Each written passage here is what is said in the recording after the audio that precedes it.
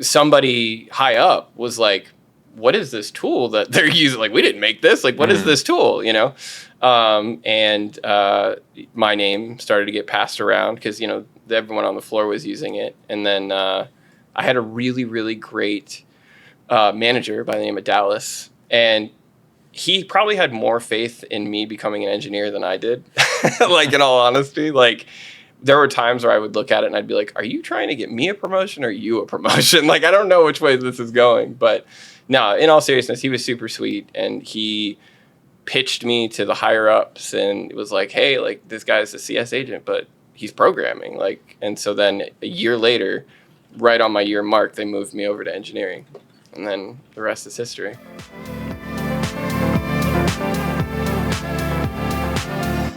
Hey everybody, welcome to episode 4 of the Frontend Masters Podcast. I'm Mark Urbanski, CEO of Frontend Masters, and today we have Erik Reinert of the Alt.F4 stream.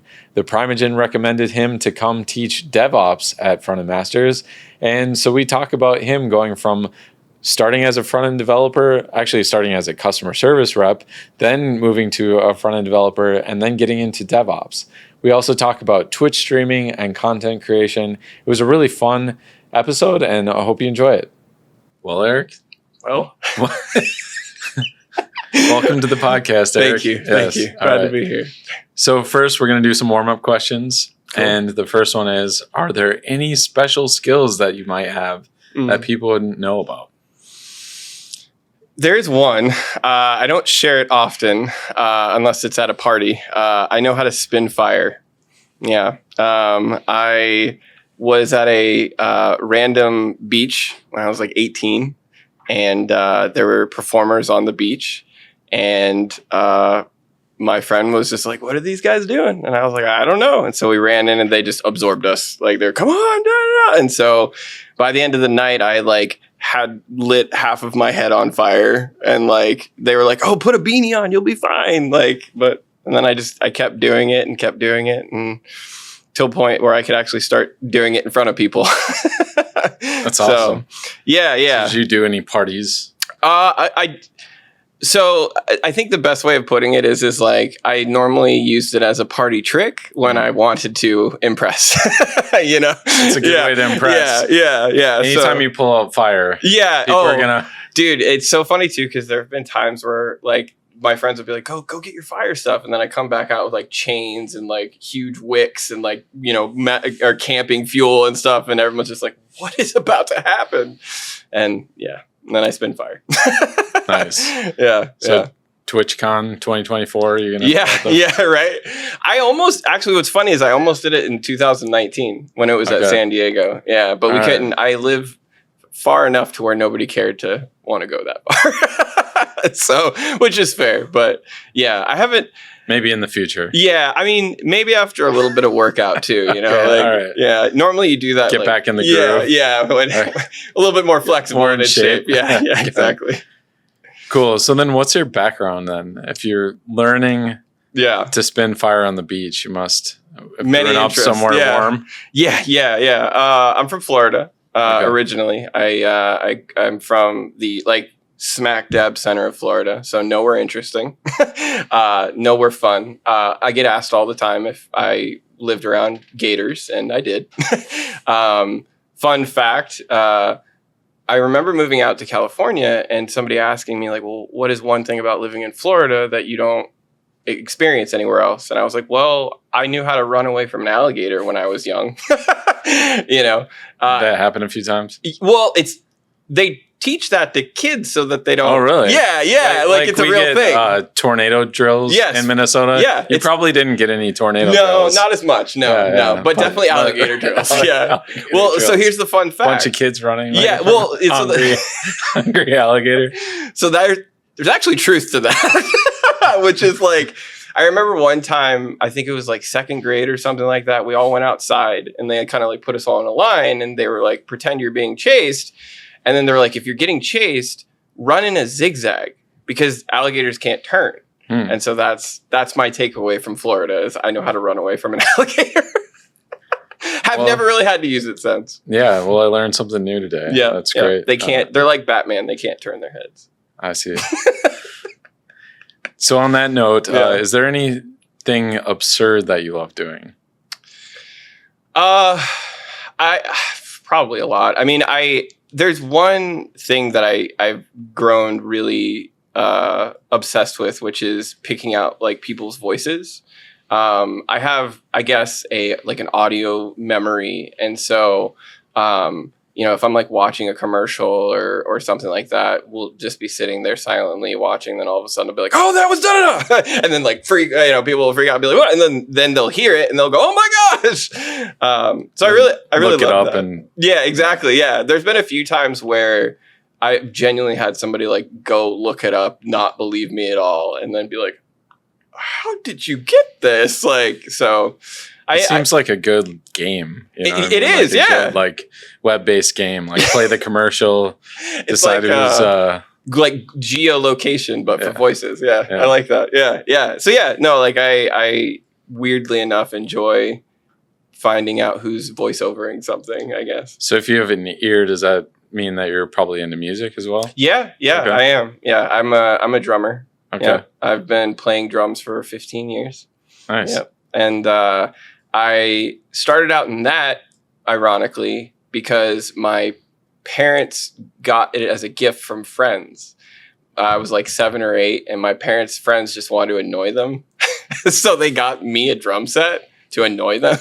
Really? Yeah. My parents' friends like love to do that kind of stuff. So one day, we came home. My dad came home, and I'm just like banging. I was terrible to start. Like I couldn't play at all. But I was like, I'd like play, and then I'd be like, "Do you know what that was?" And he'd be like, "No." And I was like, "It's Black Sabbath. How didn't you know that?" You know, like so. But yeah, I love music. I'm not really good at anything else music wise, though. I can't. I don't know really how to read music too well. I was on drumline, but I really don't know how to read music. So. It just kind of sounds stuck. fun. Yeah. How about where did you go to school? So I went to school in Florida, Okay. and I was a pretty normal student. You know, I didn't like going to school. I was in TV productions, and so I was obsessed with skipping class and being in TV, being around tech, and all that. And it got to the point where my parents were like, "Okay, you're not going to graduate high school if you don't go to class." And so like I had teachers who would be like, "You're coming to class, right?" And then they'd go down to the place I'd go, and they'd pull me back into class. So school was never a big thing for me. Like I didn't really connect with it. I was always a hands-on person, I went to college. I tried. I went to college twice. First time I went to college was for me. I was obsessed with film, and I still am. But I wanted to be, much more into it. And so I was trained for like a year and a half. And then I got an opportunity to go film a documentary. So I had the opportunity to go and do what I was being taught in class. And so I told my mom while in the middle of Nashville, I was like, "Hey, can you just pull me out? Like, I'm done. Like, can we I'm not going to school anymore, But then that failed for a little while. So my mom then held that over my head. And then I actually went back to school. I went to Christian college to learn how to be a youth pastor. Okay. Yeah. So super left-hand turn. Yeah. That didn't really pan out either. And so 6 months later, I was like, I don't think school's for me. Yeah. I don't think I can do this. So yeah, I'm a double dropout. Yeah. Double dropout. So then what part of your journey got you into coding, or when was your earliest kind of exposure to code? Well, when I was little. Okay. When I was really little, my grandma, not ironically, but interestingly enough, at the age of 60, fell in love with computers, and she was like retired. She, wasn't doing anything else. And she was like, "Oh, I'll go back to college and learn computers." And like my mom or my grandma would come home with like, notepad, books, but like command prompt written in it. Like, wow. And, yeah. And so like she'd give me the books, and I was just fascinated by it. And then they got a Compaq, and I fell in love with computers. But because of school and me deteriorating, my parents pulled me away from it. And so that's when it got me into film and like all the other stuff. Then I moved out to LA, and long story short, I became broke, as you do. And I needed a job. And so there was a web hosting company called Media Temple. And I had stepped away from, genuinely, I had stepped away from technology. I wasn't trying to program or anything like that. And I got brought into a company that had great culture, had really great teammanship, and just like, what were you hired for then? Customer support agent. Okay, gotcha. Customer support. Yeah. Okay. Yeah. So I took in a customer support job. I was on the swing shift. So my hours were from 2 to 10. Outside of the night shift, that shift just sucks. It completely screws up your day. You get home at midnight, and and you're just like, all right, I'll be by myself for the next 4 hours while everyone's asleep. But yeah, I did that for a while, and interestingly enough, I got so obsessed, just problem solving. I really fell in love with problem solving again. And I didn't even know I lost that side of myself, because I'd fallen so much in love with film. But yeah, I started building tools, and this is how I got into front end. I started building, I don't know if you remember Mason JS and the old Mason, brick style sites with blocks. Masonry. Yeah, masonry. Okay. Yeah. Masonry. So masonry layouts. Yeah, exactly. Pinterest exactly. was the quintessential masonry layout. Exactly. Yep. The company had no internal documentation on their hosting. And so I wanted to learn masonry, layouts. And so I took all of their products and I put them into masonry blocks so that CS agents could just click on a block and then, go to the relevant details. And somebody high up was like, what is this tool that they're using? We didn't make this. What is this tool? And my name started to get passed around because, everyone on the floor was using it. And then I had a really, really great manager by the name of Dallas. And he probably had more faith in me becoming an engineer than I did. In all honesty, there were times where I would look at it and I'd be like, are you trying to get me a promotion or you a promotion? I don't know which way this is going. But no, in all seriousness, he was super sweet. And he pitched me to the higher ups and it was like, hey, this guy's a CS agent, but he's programming. And so then a year later, right on my year mark, they moved me over to engineering. And then the rest is history. That's awesome. Yeah. I used the heck out of Media Temple back in those days. Really? Yeah. I might have managed your account. Yeah, probably. I remember interacting with support. I should look up old emails. You should. Yeah. I'll never forget this. So I won't tell you who called, but it was from a very, very big media company that. Well, Media Temple doesn't exist anymore, so you can tell. Well, fair enough. Yeah. Anyways, so long story short, we got called by a huge broadcasting agency that just put out a huge TV show. It might end with the schmig schmag schmeary. And so I got a phone call because their site was down and it was 10 o'clock at night. And this woman calls and those kind of clients, they go to tier 2, tier 3 right away. They don't talk to me, know? And so nobody else was there. And so she was like, well, who are you? And I was like, I'm here to help you. What do you mean? She's like, no, you're just a bench warmer. Can you get me to real tech? And I was like, I remember standing up, looking at the whole floor being completely empty and then just sitting back down and going, nope, sorry, there's nobody else here but me. And she was just like, oh, fine. And I 45-minute call with this person. And yeah, it was, that part of my career, I think is probably why I fell in love with DevOps so much. Yeah, I guess we could get right into it. The Primogen referred you to Frontend Masters and then you did our DevOps course. Maybe you could talk about that transition from front end to DevOps because I didn't even know you were a front end engineer before getting into DevOps. Yep, I did it for 3 years. Yeah, so you're a front end engineer for 3 years. Yeah, okay, cool. I worked on Media Temple's website. Oh, nice. Yeah, I built. So if you've ever been to Media Temple's community pages, I built that. I built that by myself, which was crazy. Yeah, awesome. And that's kind of how I got into it.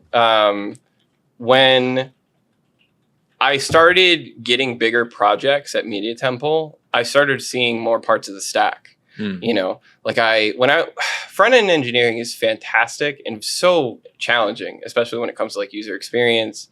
But when there's no interest or care for those things, it's not as fun, at least to me. And like if your core product isn't the user experience. Exactly. It's kind just of like buttons and click and sell, right? And unfortunately, Media Temple was ending towards their last few years. GoDaddy was like about to buy us out. And I just felt the technical debt of the company, you know, but Backend didn't have it the same way. You know, front end, when you talk about technical debt, it always just seems like, ugh, like I got to rebuild this component, or like, you know, it's, I feel like it is definitely a bigger task sometimes because you have to think of the user experience and, you know, other things. Whereas when, you know, I'd find out about backend problems, it always seemed like there was a way of getting around it that just wasn't like, we have to fix it, you know? And that always fascinated me because I was only used to working one way, you know, go in, add the thing, get out, do the next thing, you know, but there was backends and APIs. And so as I got more and more work, you know, working on more and more stuff, I just started asking for more ownership. You know, I'd be like, all right, well, I understand that I'm building this front end, but like, where's the back end component to it? Like, can I help with that? You know? And there was a really, really talented engineer. Like, I got lucky. I got really lucky surrounding, like, even yourself, like, and the wonderful people here. Like, I've always been lucky enough to be surrounded with really smart people. And so curiosity with that, you know, is enough to take you far. And because I was swing when I first started, there was a guy like super, like, you know, one of the like 10 years who like started the company, you know, he would come in, he was so connected in the company. He lived like hours away, but they flew him in every weekend so that he could work and then he'd go back home. Like, that's how well this guy was connected at the company. And when he would come in is when I would start my shift. So I got to sit down with like the principal engineer of the company almost every night and just be like, how did we build the grid? How did we do this? How did we do that? And yeah, that kind of I just stopped losing interest in front end. You know, it wasn't even that I wasn't appreciative or enjoying it. It was just like you got more interest in this other area. Yeah, exactly. Yeah. And so I've always taken job opportunities as a way to do two things. One, increase my salary because I genuinely believe that's the best way to increase your salary. Like, I've done it multiple times. And then two, I always try and change roles, which is true except for my last role, which is DevOps. So when I got out of front end at Media Temple, I just told them, you know, my next company, I was like, hey, like, I don't want to do front end. Like, I can. And then they were like, okay, well, what about like prototyping? And so I worked as a prototyper for a while. And then I got out of that job. And then I was like, okay, I want to be full stack now because I did prototyping. And so every time I've taken a different job, I've explored a new piece of the stack, basically. And I just fell in love with DevOps. Like, do you have any advice for people who might be interested in it, or like maybe first steps to see if it's for them? I mean, I think for starters, you have to be the kind of person who enjoys just solving the problem, you know, like sometimes you'll get a simple problem, you know, like, oh, I don't know, something got deleted, you know, but then you'll have way other problems where like things are on fire and like something's out over here, you know, it's like, it's just pure chaos, insanity, you know, like the room's on fire.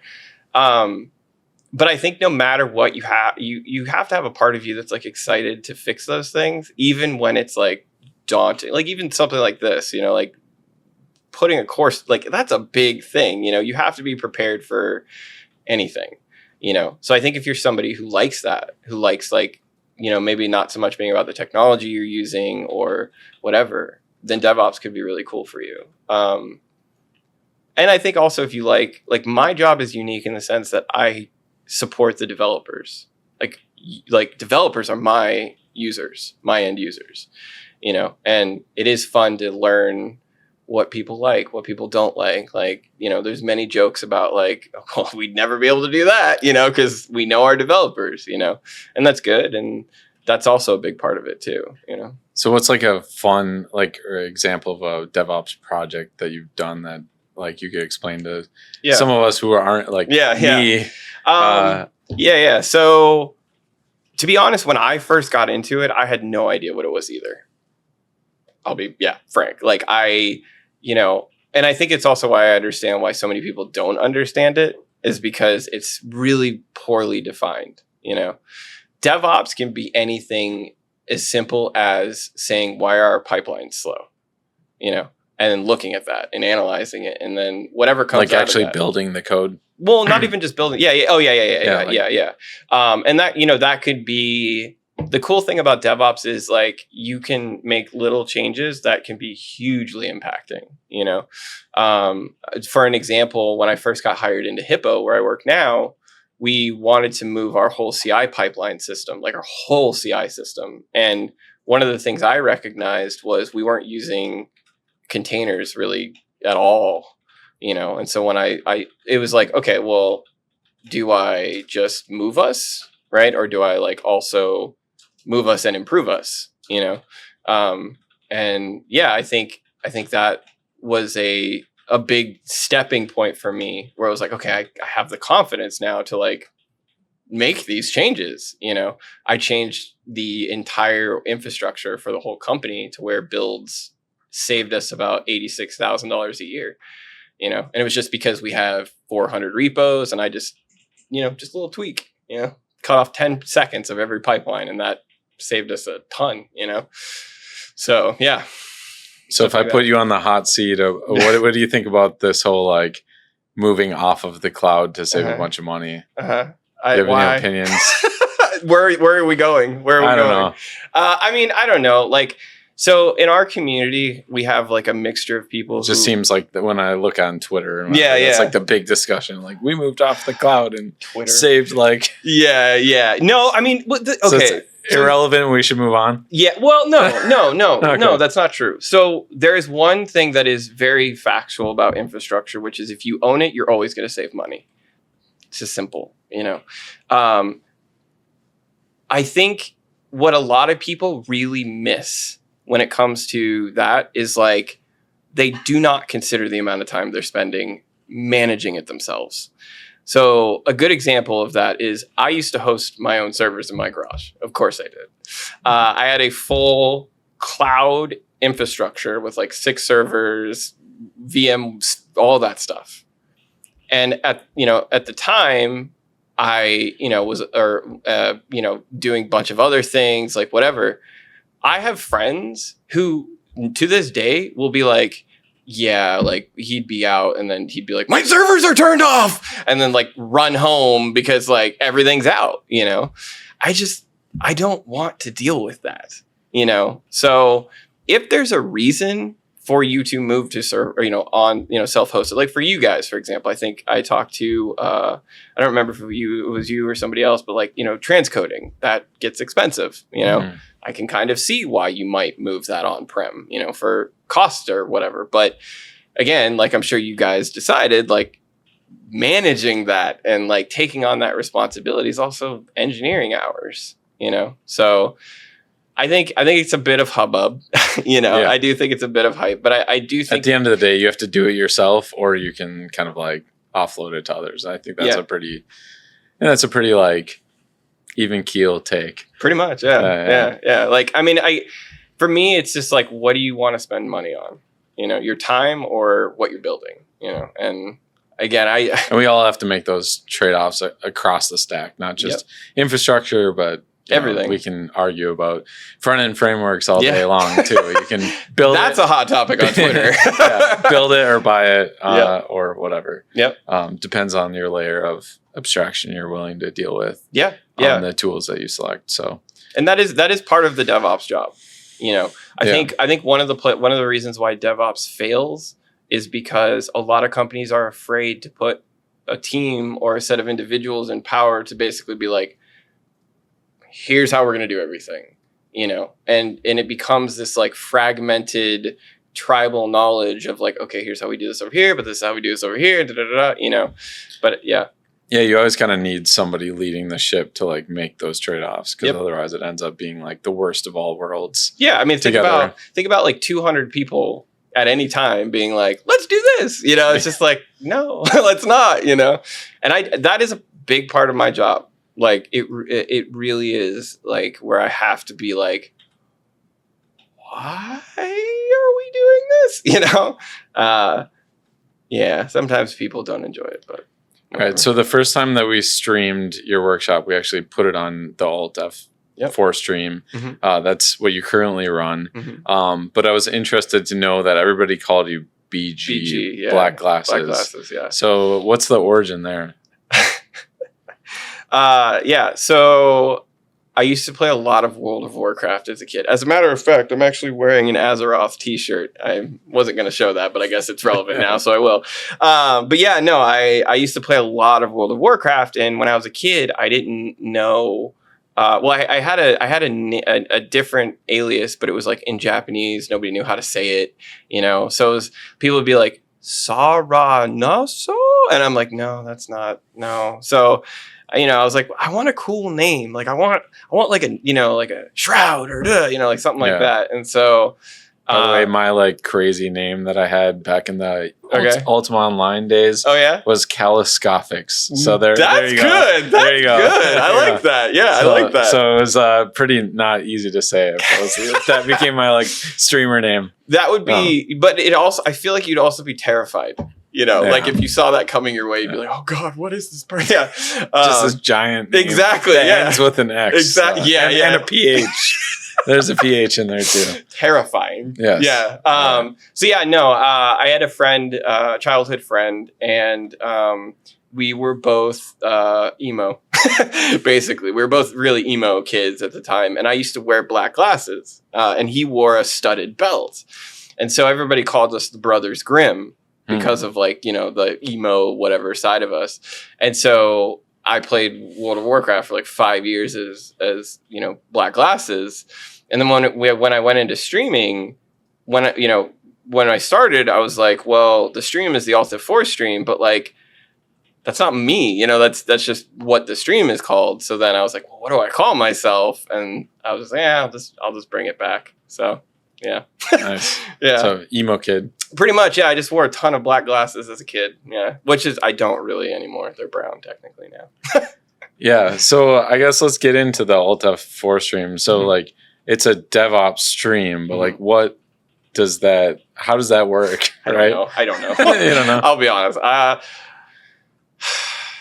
It's tough because like with streaming, you have to find this weird balance of like entertaining yourself and others, you know? And sometimes if you're entertaining yourself too much, then you're not entertaining others. Then if you're entertaining others, then you're not having fun, you know? I think for me personally, I think the stream is just about as much of a real life experience I can give someone, you know? I don't know how to be a character. I don't really know how to, you know, even be, you know, super polished, you know, and then all that stuff. But I do know how to be the guy in the trenches, you know, being like, give me the shovel, we're doing it, you know, and that's kind of the stream I do, you know, like and that's probably why DevOps works well, you know, with the content that I make. But I think for me, it's almost like if you're not putting out a fire or you're not like building this crazy thing from scratch or something, it's probably not going to be as interesting, you know, like, and I've had dead streams for sure of just like, you know, boringness. But yeah, I think, you know, what I try and do is I try and build stuff on stream that is relevant to what people are building today, you know, and hope that. So you make it like really practical. Mm-hmm, yeah. That's cool. Yeah. So how long have you been doing it? 5 years. Okay. Yeah, 5 years. Yeah. That's like pretty early Twitch for programmers. Mm-hmm. Yeah. So to give context to those days, us, Prime, and like our friends Melky and a few others sat at like 30 viewers, 30, 40 viewers. There was one big streamer in the category at the time, and his name was Adam. and he pulled 400 viewers just because he was the only guy who streamed in the category for like 3 years. And what was really interesting is we kind of got new blood. We got Prime, we got us, we got Melky, we got Tej, we got all of our other friends, as well. And I remember having a conversation with Prime about it, and even some other friends, like, it's changing. The content went from just being like an educational, like infomercial, so to speak, to like creating a personality or a character or some kind of experience that, like, I don't think you really would look at, coding content and go like, oh, it's an experience, but like it is, and it wasn't there 4 or 5 years ago. Yeah. So I would say that's probably the craziest difference between now and then. Is like, I never thought programming would be mainstream to where we'd have drama. You know what I mean? Like that much, but we do. And there's crossover between like Twitch and YouTube and now there and Twitter is, and whatever. Yeah. Like all this, drama or whatever. Yep. Yeah. And so it's also really cool now because like back then you'd have, you'd all share the same audience, really. One person would go live, your numbers would drop because that person just went live. They want to be watched, and then somebody else would go live and that person's numbers would drop. You'd feel it going. But now it is really like it's a community. There's, constant conversation about stuff on Twitter or, YouTube. And I don't think I would have stayed in it if it didn't change, because it was like very cookie cutter for a while. But yeah, I mean, I think now people are being challenged to like try and be engaging differently with programming, so. Yeah. So what would your advice be if somebody wanted to actually stream on Twitch, or like they were thinking about it? Don't. Well, so my first piece of advice that I tell everyone is don't expect Twitch to be your like discovery. Twitch is like a cable channel. Like if you go to it, you watch it, but if you're bored, you change the channel. Like discovery there is really tough. So you kind of just gotta want to do it and just kind of hope that it works out. I think one of the things that we did personally that I think a lot of other people started catching on to as well is be in the community. Go to other people's channels and talk to them, get to know the hosts. And like, I have a strong belief that if you've never been deeply engaged in a Twitch community, it's really hard to create one, but it's definitely its own like culture. Yeah, I like dip in and see what's going on. Respectively too. That's fair. Yeah, totally. Yeah, I get why you would. Just kind of like check out what's going on over there. I don't really get it, but it's like the party house down the street. Yeah. Okay, cool. Yeah, no, it is. It really is. And again, what's crazy is like 5 years ago we had none of that. But I think people like we've been around for a long time. It's so hard to say a few, names because it's just, we've seen tons of streamers come and go, but I think the best part about streaming, and maybe this is something else that can help people is find a group that like motivates you, like, and I will say this on record, like, again, there was a time where like we were neck and neck with, people like Prime and much, much bigger people now. And I think anyone who sees someone get an opportunity to blow up or something like that, it should be motivating. It should be like, oh, like, whoa. And we didn't know that we could have 2,000, 3,000 programmers stream, and we're seeing, and not just Prime, we're seeing multiple people start coming into the category and, pull huge numbers, which is crazy. So yeah, I think you just gotta you gotta jump in head first and genuinely just love being around it. Yeah. So how often do you stream then? So I used to stream weekdays only, and that's the best time to stream, at least for programming. Sure. Yeah. I mean, we're at work and we want to exactly. Like I've kind of gotten to the point where I can like keep a stream up if I'm like working on a project and I just need some like background, whatever. Somebody like, it's almost like, if you're working from home, especially like in the office, not so much, but working from home, it's like a good kind of like you feel like you're not alone in a weird, strange You've way. got a coding buddy. Yeah, a coding buddy. Yeah, Yeah. even though you're working on something different, but they're working on that. Yep. It's like, anyways, I'm like kind of getting it. Yeah. I mean, it's definitely, you know, without a doubt, the weekdays are the best because, you know, people do that. And that was like really weird too, to try and like, that was such a foreign concept. Like, wait, you just keep a programming stream up and the side all day? But once we started realizing like that's what it was, like then, or once I started realizing that's what it was, I was like, oh my gosh, the days, that's the sweet spot, you know? Yeah. So streaming towards the days is pretty important. Morning, like really you just want to go business hours if you can. And that's what makes it so hard. Yeah, I bet. Yeah. If you have a full-time day job, you can't really be. Yeah. And also I'm going to be a little shady here, but I'm going to say that there's definitely people who have a bit more of an opportunity to do those things. And that's part of why that's success, you know, and it's true, you know. It might be even part of the job. If like DevRel or exactly. Like, and we've seen, like, I've seen, you know, a few different streamers where I've been like, how are they? And then I'm like, oh, okay, never mind. They're not doing anything else. I was like, so I think if you do have a full-time job, try and balance it the best you can, you know, like, or maybe make YouTube videos. Yeah, instead. Or make YouTube. Yeah, no, seriously. Yeah, like that's kind of where I'm going now. Honestly, like, you know, we've kind of plateaued on Twitch a bit. Like once you get to around 150 to around 200, you have to go out. Today, those numbers might change in the future. But but today, if you get to around like 150 to like 200 area, yeah, you have to start going to YouTube because it's just like the community isn't big enough. Yeah, you know, to where you can. Yeah, if you get the algorithm promoting your YouTube video and you link the Twitch, you might get more. Yeah, you know, pull in more people that way. Yep. Yeah, for sure.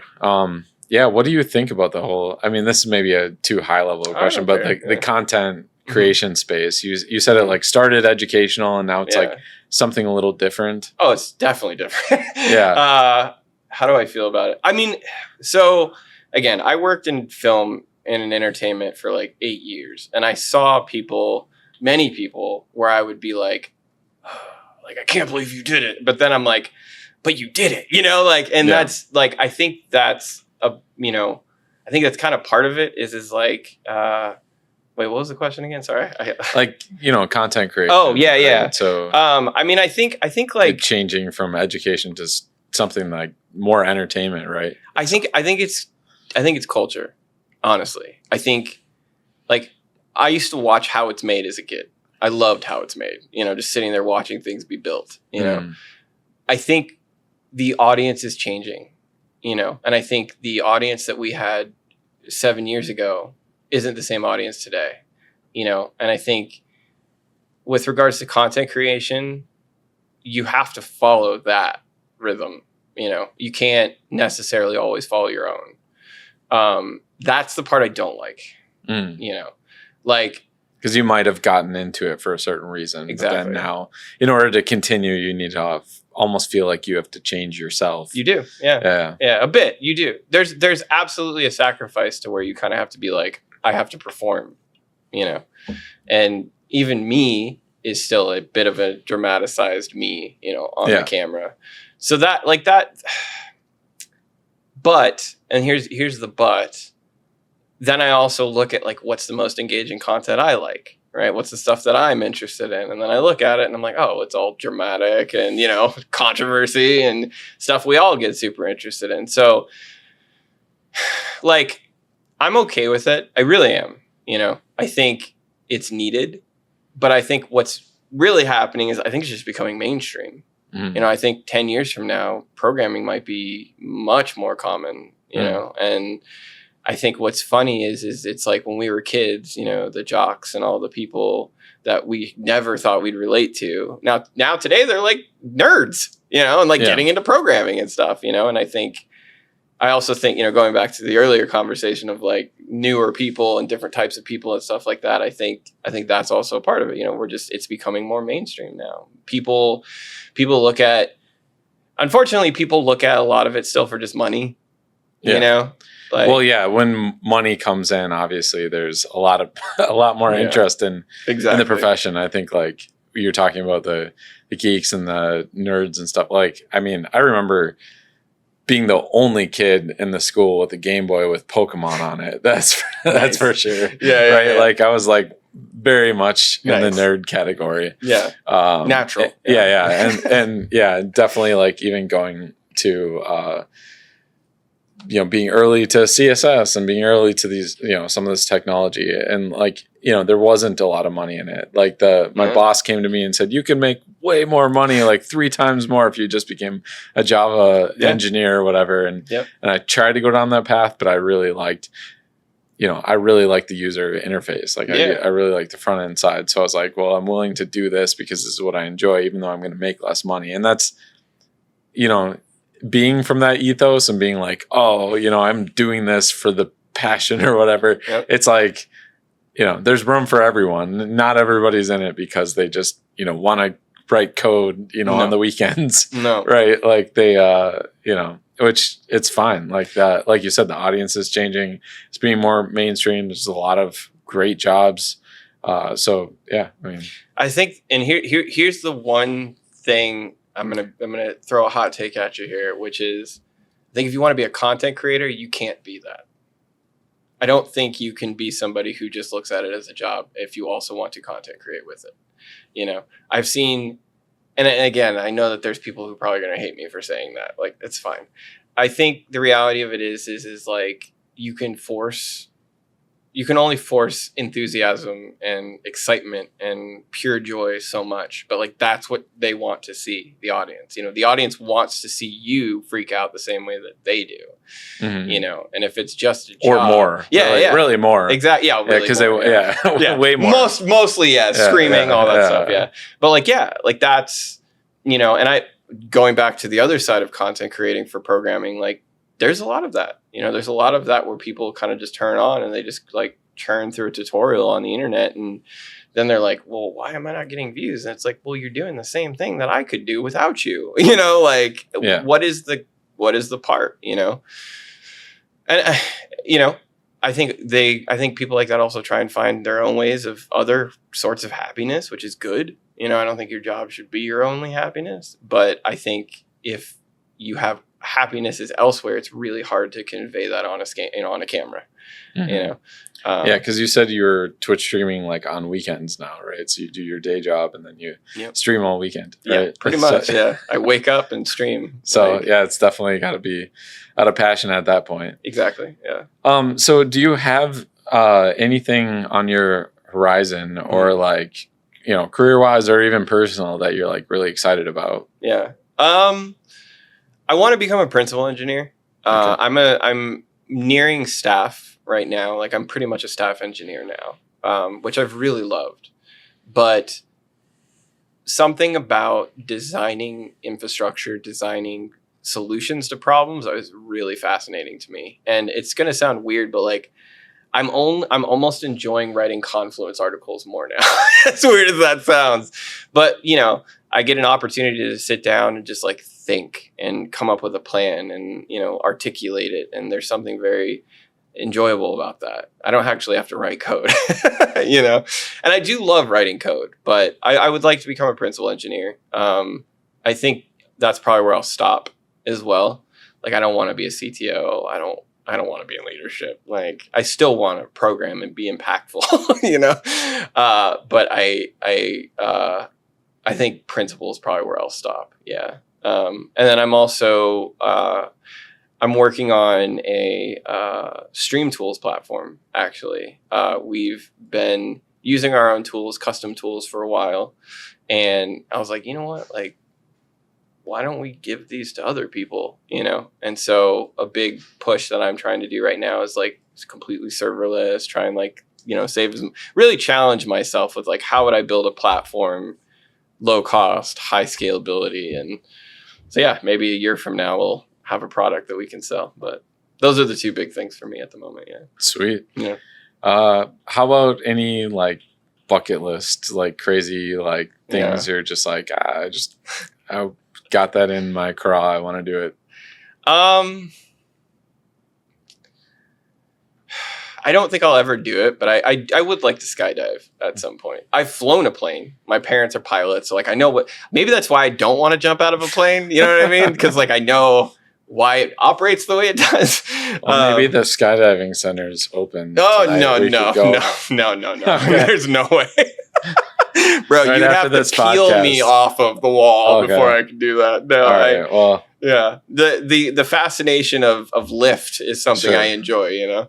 But I don't know. I think I don't know if others do this, but like I just dream often even about just floating, and like it does seem like something that would be fun to experience once.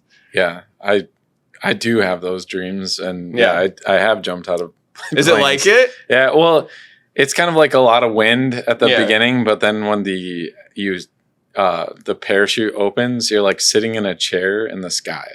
Right? So you're like right under the clouds. That's so cool. And like the last time I did it was north of here in Lake Superior, or near Lake Superior. So you have like the biggest lake, so it's almost like an ocean. Yeah. But then all of the colors of the trees, because it was the fall, it was this time of year. So all of the like multicolored, trees like lining the lake, like you could see for like miles in either direction. That's so awesome. Chair in the sky. That's so once you get past the like scary wind part, you get the chair in the sky part, which I think is what you would want. Yes. That second part. Yes.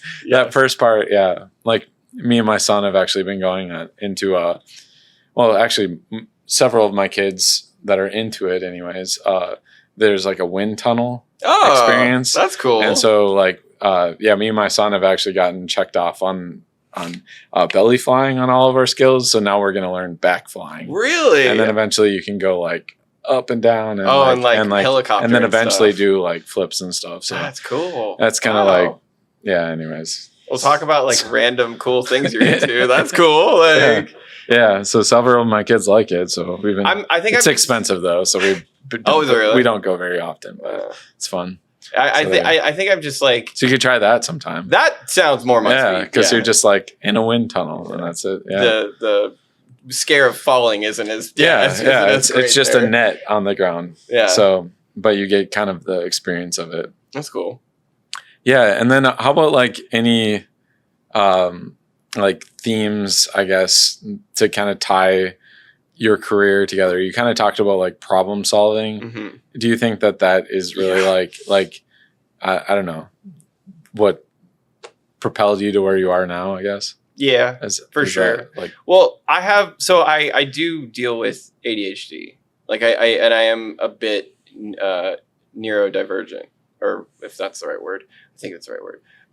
But I have a massive, like I can hyperfixate very, very difficult, like very easily, and to the point where I can work for 3 days on a problem and then like lift my head up and be like, oh God, where was I?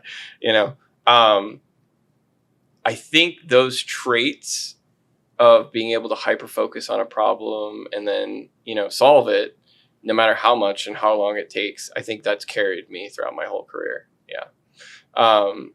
Whether it be front end, and trying to figure out, React, state management, whatever. Or, back end, trying to figure out controllers and, MV, all that stuff. Or DevOps, like it's always been me hyperfixing and just being like, I'm going to figure this out, and I'm at a really, really great point now in life where I never thought it would be this, but like I don't even feel like I worked to get here. I just feel like I got so passionate. I like looked back and I was like, oh, whoa, like, okay, cool, and that's why like I really think people, if you're getting into you're getting into a profession where you sit all day, like you're not going to be energetic whatsoever. You'll probably put on there's nothing really appealing about engineering besides the money, but for me it was like problem solving. Problem solving was really what kept me going. So yeah. Awesome. Yeah. I think that's a good place to wrap up. So it was a pleasure talking with you, Erik. You as well. I enjoyed it. Yeah. And we have enterprise cloud infrastructure, big heady title of the workshop tomorrow. So a lot of big heavy projects. Don't worry. All right. Awesome. All right. Thanks for coming on. Thank you. But hey there, before you go, don't forget we're new at this. So any feedback, whether it's a like or subscribe, we'll take those, or a comment about what you didn't like or what you'd like to see more of in the future. We'll definitely incorporate that into the next episodes. I'm really enjoying these conversations. So any type of feedback would be fantastic, and especially sharing it with your friends and colleagues. So really appreciate it. Thanks for listening. See you in the next one.